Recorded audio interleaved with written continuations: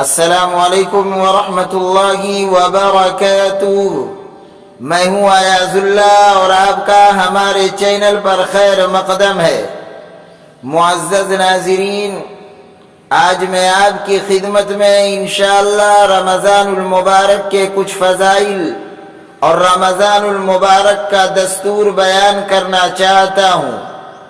فضائل اس لیے بیان کرنا چاہتا ہوں تاکہ ہمارے دلوں میں اس مہینے کی عظمت اور اہمیت پیدا ہو اور ہم دل و جان سے اس مہینے کی قدر کریں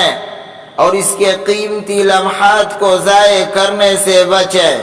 اور اللہ پاک نے اس ماہ میں اپنے نیک بندوں کو جن انعامات سے نوازنے کا وعدہ فرمایا ہے ہم وہ انعامات حاصل کر سکیں اور اس ماہ رمضان کی کسی خیر سے محروم نہ رہ جائیں، اور اگر ہم اللہ تعالیٰ کے وعدہ فرمائے ہوئے بڑے بڑے اجر و ثواب کے مستحق نہ ہو سکیں تو کم از کم سرکار دو عالم صلی اللہ علیہ وسلم کی بددعا سے بچنے کی کوشش کر لیں اور جہنم سے بچنے کی کوشش کر لیں اور اللہ تعالیٰ کی ناراضگی سے بچنے کی کوشش کر لیں۔ ناظرین، اور دستور العمل اس لیے بیان کرنا چاہتا ہوں تاکہ اگر ہم اس ماہ رمضان کو اس دستور العمل کے مطابق گزاریں گے تو انشاءاللہ اعلیٰ درجہ بھی اللہ تعالی عطا فرمائیں گے، کیونکہ جب کسی کام کے کرنے کا صحیح طریقہ معلوم ہو اور اس کا دستور العمل بھی معلوم ہو اور آدمی اس کے مطابق عمل کرے تو عموماً کامیاب ہو ہی جاتا ہے، لیکن اگر دستور العمل ہی معلوم نہ ہو تو کس طرح عمل کرے گا؟ اس لیے جس طرح رمضان المبارک کی فضیلت اور اس کی اہمیت کا جاننا ضروری ہے، اسی طرح اس کے گزارنے کا طریقہ بھی معلوم ہونا چاہیے۔ ویسے تو رمضان المبارک کے فضائل بہت زیادہ ہیں، ان سب فضائل کو جاننے کے لیے ایک دو کتاب آپ آج ہی مارکیٹ سے خرید لیں جس کے اندر رمضان المبارک کے فضائل بھی ہوں اور مسائل بھی ہوں۔ چونکہ رمضان المبارک میں دن میں روزہ اور رات کو تراویح ہوتی ہے، لہذا جن لوگوں پر روزے فرض ہیں ان کو روزے کے ضروری مسائل جاننا بھی فرض ہے، اور اس کا یہی وقت ہے کہ رمضان شروع ہونے سے پہلے روزے کے ضروری مسائل جان لے۔ ایک روزے دار کو اس بات کا علم ہونا چاہیے کہ کن باتوں سے روزہ ٹوٹ جاتا ہے اور قضا و کفارہ واجب ہوتا ہے، اور کن باتوں سے ٹوٹ جاتا ہے لیکن صرف قضا واجب ہوتی ہے اور کفارہ واجب نہیں ہوتا، اور وہ کون سی باتیں ہیں جن سے روزہ صرف مکروہ ہوتا ہے، ٹوٹتا نہیں ہے، اور کون سی باتیں روزے کی حالت میں جائز اور مباح ہیں۔ ان تمام باتوں کا بقدر ضرورت جاننا مرد و عورت پر فرض ہے۔ اسی طرح تراویح کے ضروری مسائل بھی ہمیں معلوم ہونے چاہیے، جیسے اس کے متعلق ایک کتاب ملتی ہے مسائل تراویح کے نام سے۔ یہ رسالہ صرف قرآن شریف سنانے والوں کے لیے نہیں ہے بلکہ تمام مسلمان جو تراویح پڑھتے ہیں ان کو بھی اس رسالے کا مطالعہ کرنا چاہیے۔ یہ رسالہ ہر جگہ دستیاب ہے۔ تیسرے یہ کہ رمضان المبارک کے فضائل و برکات بھی معلوم ہونے چاہیے، وہ بھی ان رسالوں کے پڑھنے سے معلوم ہو جائیں گے۔ ان فضائل میں سے چند احادیث کا خلاصہ میں آپ کے سامنے عرض کرتا ہوں تاکہ اس مہینے کی عظمت ہمارے دلوں میں پیدا ہو اور اللہ تعالی ہمیں اس دل و جان سے اس ماہ کی قدر کرنے کی توفیق عطا فرمائے۔ ناظرین، حضرت ابو سعید خدری رضی اللہ عنہ سے روایت ہے کہ حضور اقدس صلی اللہ علیہ وسلم نے ارشاد فرمایا کہ جب رمضان المبارک کی پہلی رات ہوتی ہے تو آسمانوں کے دروازے کھول دیے جاتے ہیں اور آخر رمضان تک پھر کوئی دروازہ بند نہیں کیا جاتا، جس کا مطلب یہ ہے کہ ہر وقت اللہ تعالیٰ کی رحمتوں کا نزول ہوتا رہتا ہے اور برکتیں نازل ہوتی ہیں، بندوں کو مغفرت کے پروانے دیے جاتے ہیں اور بندوں کے اعمال صالحہ کو بارگاہ الہی میں شرف قبولیت سے بخشا جاتا ہے۔ اور جب رمضان المبارک کی پہلی رات ہوتی ہے اور کوئی بندہ اللہ کے لیے نماز پڑھتا ہے تو اللہ تعالیٰ اس کو نماز کے ہر سجدے کے بدلے 1500 نیکیاں عطا فرماتے ہیں اور اس کے لیے جنت میں سرخ یاقوت کا ایک محل تیار کر دیتے ہیں، جس کے 7000 دروازے ہوں گے اور ہر دروازے کے اندر سونے کا ایک محل ہوگا جو سرخ رنگ کے یاقوت سے آراستہ ہوگا۔ اور جب کوئی شخص رمضان کا پہلا روزہ رکھتا ہے تو اس کے تمام سابقہ صغیرہ گناہ معاف کر دیے جاتے ہیں، چھوٹے گناہ معاف کر دیے جاتے ہیں۔ البتہ گناہ کبیرہ کے لیے توبہ کرنا ضروری ہے، اور توبہ کرنا بھی میرے بھائیوں کوئی مشکل کام نہیں۔ آج ہی ہمیں اپنے گناہوں سے توبہ کر لینی چاہیے، اور روزے دار کے لیے روزانہ صبح سے لے کر شام تک 70,000 فرشتے مغفرت کی دعا کرتے رہتے ہیں۔ ان فرشتوں کی یہی ڈیوٹی ہوگی کہ وہ ان کے لیے مغفرت کی دعا کرتے رہیں گے، اور فرشتے تو معصوم ہوتے ہیں، ان کی دعا تو مقبول ہی مقبول ہے، اور ان کی دعائیں روزے داروں کے درجات کی بلندی کا باعث ہوں گی۔ نیز یہ کہ رمضان المبارک میں رات میں یا دن میں کوئی بندہ نماز پڑھے گا تو اللہ تعالیٰ اس کے ہر سجدے میں جنت کے اندر ایک ایسا درخت لگا دیں گے کہ اگر ایک سوار اس درخت کے نیچے سے گزرے گا تو 500 سال تک وہ سوار اس درخت کے نیچے مسافت طے کرے گا تو اس درخت کا سایہ ختم نہ ہوگا۔ ناظرین، ایک طرف تو 500 سال کی مدت کتنی طویل ہے، دوسری طرف گھوڑ سوار جو تیزی سے سفر کرتے ہوئے گزرے گا۔ اتنے عظیم الشان درخت ہر سجدے کے بدلے اس نمازی کو ملیں گے۔ اس سے اندازہ لگائیں کہ جو جنت ایسے محلات اور ایسے درختوں پر مشتمل ہوگی وہ جنت کتنی بڑی ہوگی۔ ناظرین، ان فضائل کا تقاضا تو یہ ہے کہ ہم ابھی سے رمضان المبارک کے لیے تیار ہو جائیں اور اپنے گناہوں سے سچی توبہ کر لیں اور تمام گناہوں سے بچنے کا اہتمام ابھی سے شروع کر دیں۔ اپنی آنکھوں کو، اپنے کانوں کو، اپنی زبان کو، اپنے ہاتھوں اور پیروں کو، اپنے دل و دماغ کو، اپنے ظاہر و باطن کو تمام گناہوں سے بچانے کی کوشش شروع کر دیں، تاکہ جب رمضان المبارک شروع ہو تو ابتدا ہی میں ہماری بخشش ہو جائے اور یہ عظیم الشان اجر و ثواب اللہ کے فضل و کرم سے ہم کو نصیب ہو جائے۔ ناظرین، ایک روایت حضرت عبداللہ بن عباس رضی اللہ عنہما سے منقول ہے، وہ فرماتے ہیں کہ رمضان شریف کے لیے جنت شروع سال سے لے کر آخر سال تک سجائی جاتی ہے۔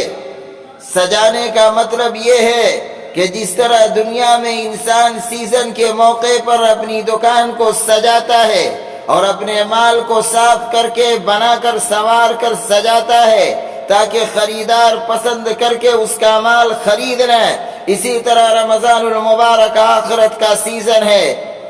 اس کے لیے اللہ تعالیٰ فرشتوں کے ذریعے جنت کو آراستہ کرتے ہیں، اور اللہ تعالیٰ نے یہ جنت اپنے بندوں کو عطا کرنے کے لیے پیدا فرمائی ہے، اور جہنم اس لیے پیدا فرمائی ہے تاکہ بندے اپنے آپ کو اس سے بچانے کا بندوبست کریں۔ اللہ تعالیٰ نہیں چاہتے کہ اس کے بندے جہنم میں جائیں، جو جاتے ہیں وہ اپنے عمل اور اختیار سے جاتے ہیں، اللہ تعالیٰ پھر بھی درگزر سے کام لیتے ہیں۔ بہرحال جہنم اس لیے نہیں بنائی کہ اس کے بندے اس میں جائیں، بلکہ اس لیے بنائی ہے تاکہ بندے اس کی نافرمانی سے بچیں اور اس کی ناراضگی سے ڈریں اور جہنم سے اپنے آپ کو بچانے کی کوشش کریں، اور جنت اس لیے بنائی ہے تاکہ بندے اعمال صالحہ کے ذریعے اس میں داخل ہو سکیں۔ ناظرین، جب رمضان شریف شروع ہوتا ہے تو اس وقت جنت عرض کرتی ہے کہ یا اللہ اپنے بندوں میں سے کچھ بندے میرے اندر رہنے کے لیے مقرر کر دیجئے، جو اعمال صالحہ کر کے میرے اندر داخل ہو سکیں۔ اور جنت میں جو حوریں ہیں وہ بھی اللہ تعالیٰ سے درخواست کرتی ہیں، یا اللہ اپنے بندوں میں سے کچھ بندوں کو ہمارا خاوند بنا دیجئے، شوہر بنا دیجئے۔ اس کے بعد حدیث شریف میں ہے کہ جس شخص نے رمضان کے مہینے میں اپنے نفس کی گناہوں سے حفاظت کی اور کوئی نشہ والی چیز نہیں پی اور نہ کسی پر کوئی بہتان یا الزام لگایا اور نہ کوئی گناہ کبیرہ کیا۔ اس حدیث میں 3 گناہوں کو خاص طور پر بیان فرمایا۔ ایک یہ کہ کوئی نشہ والی چیز نہیں پی، اس لیے کہ ہر نشہ والی چیز کا پینا گناہ اور ناجائز ہے، شراب نوشی حرام ہے۔ دوسرے یہ کہ کسی پر الزام لگانا، تہمت لگانا، بہتان باندھنا بھی حرام اور ناجائز ہے۔ تیسرے کبیرہ گناہ، اس لیے کہ کبیرہ گناہوں کا ارتکاب حرام اور ناجائز ہے۔ اگر کسی نے ان سب گناہوں سے اپنی حفاظت کر لی اور اگر غلطی سے کوئی گناہ سرزد ہو گیا تو فوراً توبہ کر لی تو اس کو وہی ثواب ملے گا جس کا بیان نبی میں آگے کروں گا۔ اللہ تعالیٰ رمضان شریف کی ہر رات میں 100 حوریں اس کے نکاح میں دیں گے اور اللہ تعالیٰ اس کے واسطے سونے، چاندی، یاقوت اور زمرد سے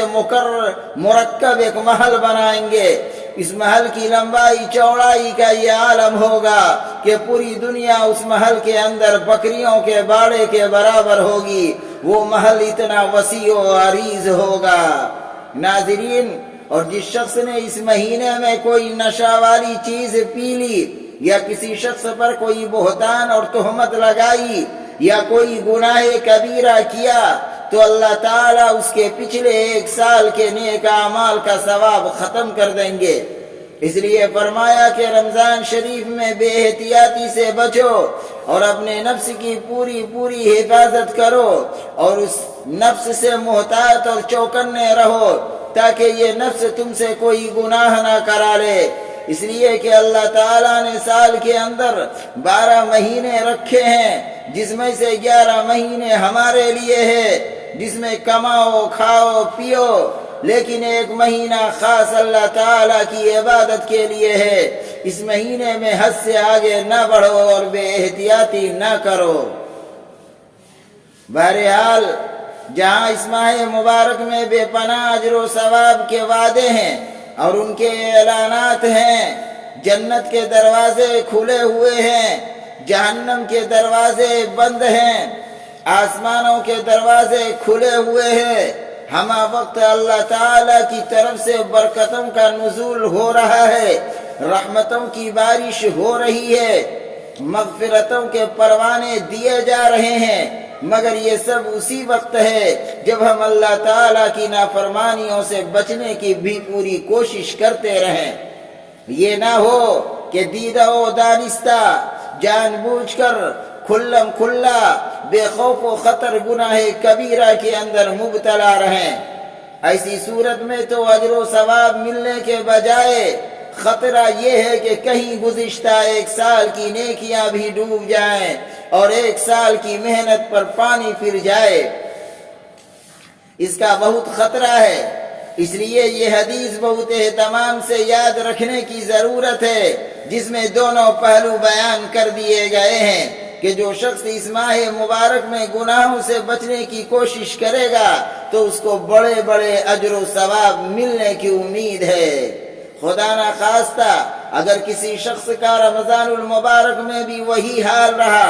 جو رمضان المبارک سے پہلے تھا، رمضان سے پہلے وہ جن گناہوں میں مبتلا تھا اب بھی ان گناہوں کے اندر مبتلا ہے، تو ایسے شخص کے بارے میں حدیث شریف میں حضور اقدس صلی اللہ علیہ وسلم نے فرمایا کہ بعض روزے دار ایسے ہوں گے کہ ان کو روزے میں سوائے بھوکا رہنے کی تکلیف کے کچھ حاصل نہ ہوگا، اور اسی طرح تراویح کے بارے میں فرمایا کہ بہت سے تراویح میں قیام کرنے والے ایسے لوگ ہیں کہ ان کو اس تراویح کے اندر سوائے جاگنے کے اور کچھ حاصل نہ ہوگا۔ ویسے تو تراویح پڑھنے سے بہت کچھ حاصل ہوتا ہے، تراویح میں قرآن کریم کی مکمل تلاوت ہوتی ہے، لہذا قرآن کریم کے سننے اور پڑھنے کی فضیلت حاصل ہوتی ہے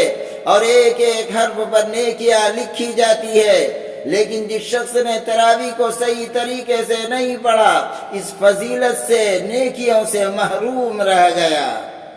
اللہ تعالی ہمیں اور آپ کو اس مبارک مہینے کے اندر زیادہ سے زیادہ عبادت کرنے کی توفیق عطا فرمائے۔ ناظرین، رمضان شریف کا مختصر دستور العمل یہ ہے کہ رمضان المبارک شروع ہونے سے پہلے اپنے تمام گناہوں سے سچی توبہ کر لیں، اور ہر نماز کے بعد اور صبح و شام اپنے گناہوں سے توبہ کرتے رہیں، اور اس کے ساتھ ساتھ گناہوں سے بچنے کی پوری کوشش کرتے رہیں۔ بالخصوص رمضان شروع ہونے کے بعد تو گناہوں سے ہم کو سو دور رہیں، اور اگر غلطی ہو جائے تو فوراً اللہ تعالیٰ کی بارگاہ میں گڑ گڑا کر توبہ کر لیں۔ پورے رمضان میں یہ معمول جاری رہے۔ رمضان المبارک میں تمام نمازیں مسجد میں تکبیر اولیٰ کے ساتھ ادا کرنے کی پوری کوشش کریں۔ خواتین گھروں میں تمام نمازیں اذان ہوتے ہی اول وقت میں ادا کرنے کی عادت ڈالیں۔ اسی طرح صبح و شام کے معمولات، اذکار، تسبیحات پابندی سے ادا کریں۔ اس کے علاوہ نوافل کو بھی بڑے اہتمام کے ساتھ ادا کریں، جیسے اشراق، چاشت، اوابین، قیام اللیل، سنن اول، تہجد، تحیت المسجد، تحیت الوضو۔ اس کے علاوہ جتنی سنن غیر مؤکدہ ہیں سب کو اہتمام کے ساتھ اور اطمینان کے ساتھ ادا کریں، کیونکہ رمضان شریف کا ہر سجدہ اور ہر رکعت بڑی قیمتی ہے، اس لیے کہ نفل فرضوں کے برابر ہیں اور فرض 70 فرضوں کے برابر ہیں، اور وہ ثواب علیحدہ ہے جو ابھی میں نے آپ کے سامنے عرض کیا۔ اور قرآن شریف کی تلاوت جتنی زیادہ سے زیادہ ہو سکے رمضان المبارک میں خصوصی طور پر اس کا معمول بنانے کی ضرورت ہے۔ عام دنوں میں اگر ہم روزانہ ایک پارہ تلاوت کرتے ہیں تو رمضان شریف میں 4-5 پاروں کی تلاوت کا معمول بنائیں۔ یہ الگ بات ہے کہ مختلف اوقات میں ہو، مثلا ایک پارہ فجر کے بعد تلاوت کریں، ایک پارہ ظہر کے بعد تلاوت کریں، ایک پارہ عصر کے بعد تلاوت کریں۔ راتیں لمبی ہے، تراویح کے بعد اگر موقع ہو تو ایک پارہ تلاوت کر کے سوئیں۔ بہرحال رمضان شریف میں تلاوت کلام پاک کا زیادہ سے زیادہ معمول بنائیں۔ اللہ تعالی ہم سب کو رمضان المبارک کے اندر زیادہ سے زیادہ عبادت کرنے، گناہوں سے بچنے اور اپنے گناہوں پر استغفار کرنے، اپنے گناہوں پر معافی مانگنے کی توفیق عطا فرمائے۔ آمین۔